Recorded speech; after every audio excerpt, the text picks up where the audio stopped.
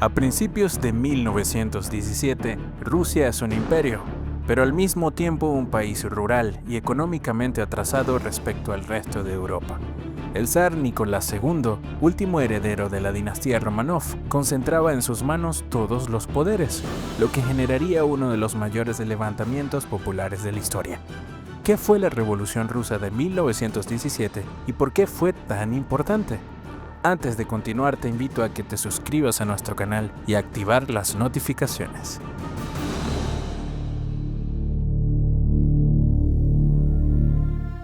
La Revolución Rusa es un movimiento político, social y económico que estalló en 1917 y derrocaría al régimen imperial zarista que gobernaba Rusia de manera autoritaria. Y como ya te conté, es considerado como uno de los más grandes acontecimientos de la época contemporánea. La caída de la dinastía de los zares, herederos de los emperadores romanos, significó la abolición de un sistema absolutista y abusivo, pero esta revolución trajo como resultado un gobierno de tendencia comunista dirigido por Vladimir Lenin. Rusia estaba en guerra con Alemania desde 1914 en la Primera Guerra Mundial, entonces llamada la Gran Guerra. Tras 3 duros años de guerra, hubo más de 6 millones de muertos, heridos y prisioneros entre las filas rusas. Esto trajo como consecuencia la pérdida de popularidad y confianza de los Románov, la última dinastía zarista, con Nicolás II a la cabeza, un régimen que no toleraba las críticas y se negaba a avanzar hacia una apertura política. Y por si fuera poco, años antes, en 1905, hubo una primera revolución, tras la derrota rusa ante Japón en la guerra ruso-japonesa. A todo esto se le suma una inflación desorbitada, el desabastecimiento de productos de primera necesidad y el descontento político por falta de reformas. La organización social de Rusia estaba basada en la desigualdad, estableciéndose 2 clases sociales bien definidas, la nobleza y la clase baja, en su mayoría campesinos. Prácticamente no existía la clase media. Otra causa la encontramos en la impopularidad de la esposa de Nicolás II, la emperatriz Alejandra, de origen alemán y enemiga de cualquier reforma favorable al pueblo.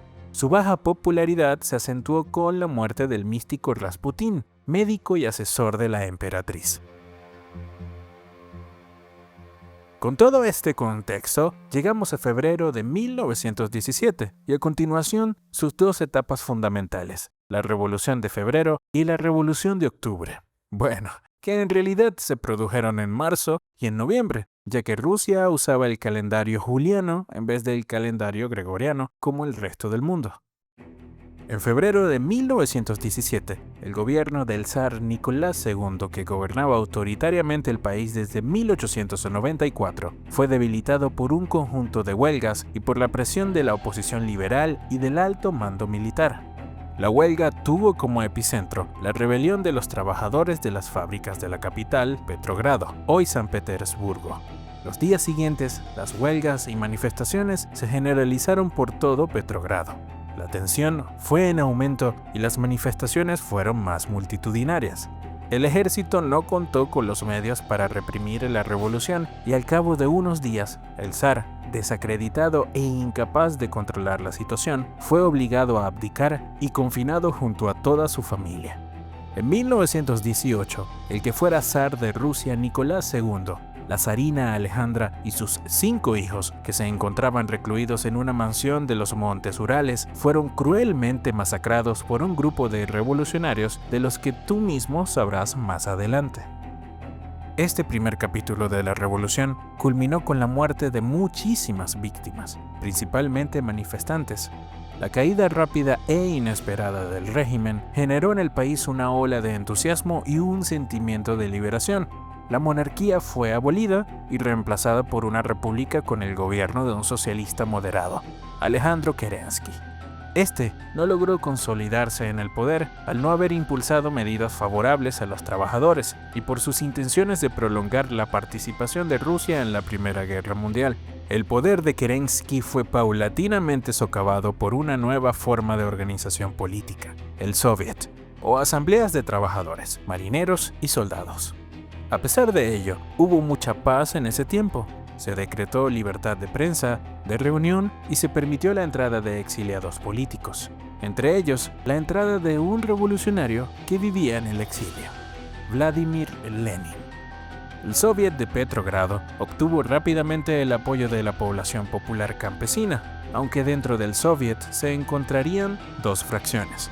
Por un lado, los mencheviques, que eran marxistas moderados, y por otro lado, los bolcheviques, el grupo más radical guiados por Vladimir Lenin y León Trotsky. Estos lograrían el control total del Soviet. De este modo, Lenin sería portavoz del creciente descontento general y se convirtió en depositario de las aspiraciones populares. Con sus grandes dotes de oratoria, comenzó a defender los postulados de Carlos Marx para sustituir el capitalismo por un nuevo sistema socioeconómico socialista e instaurar la dictadura del proletariado. La noche entre el 7 y el 8 de noviembre, o 25 y 26 de octubre según el calendario gregoriano, después de un intento de golpe militar, Lenin y Trotsky asaltan el Palacio de Petrogrado, capturando a todos sus miembros, lo que marcaría el inicio del régimen comunista de la futura Unión Soviética. Lenin anunciaría medidas inmediatas. La paz inmediata con el retiro de todas las tropas rusas en la Gran Guerra, la nacionalización de los bancos, el control obrero sobre la producción industrial y la supresión de los privilegios de la nobleza y de la iglesia. A pesar de su intento por controlar el gobierno, el partido bolchevique de Lenin resultó derrotado en las elecciones, por lo que mandaría a disolver la asamblea democráticamente elegida, solo por estar en minoría. Esto traería como consecuencia una guerra civil. Los bolcheviques crearon la Cheka, una organización de inteligencia política y militar con el fin de derrotar cualquier tipo de oposición a su régimen, afianzando así sus métodos de represión, que no se limitaron a detenciones y fusilamientos en masa, sino que utilizaron brutales métodos de tortura con la creación de los primeros campos de concentración. El terror rojo habría tomado el control absoluto, tomando como principales víctimas a el zar y a toda su familia, asesinados por tropas bolcheviques por órdenes de Lenin. En 1922, Lenin, aplicando las teorías económicas y sociales elaboradas 50 años antes por Carlos Marx y Federico Engels, funda la Unión Soviética, que sería el primer estado socialista de la historia, con un régimen político de partido único. Pero el país estaba muy tocado, ya que una terrible hambruna había matado a más de 5 millones de personas. Ese mismo año, Lenin, muy enfermo, deja su puesto y así se inicia una disputa por la sucesión entre Trotsky, el creador del Ejército Rojo y la cabeza más brillante del partido, y otros dirigentes. En 1924 muere Lenin y aparece Joseph Stalin, un hombre al que todos habían subestimado. Se impuso contra todo pronóstico para ser el sucesor de Lenin. Por otro lado, Trotsky fue expulsado del partido y finalmente asesinado. Stalin impuso un gobierno totalitario y sangriento y llevó a la Unión Soviética a ser un gran imperio que duraría hasta el año 1991. ¿Crees que con la caída de la Unión Soviética llegó el fin del comunismo y el socialismo? Compártenos tu opinión en la caja de comentarios y no olvides dar like. Eso nos ayudará muchísimo a crecer y poder crear más contenido como este.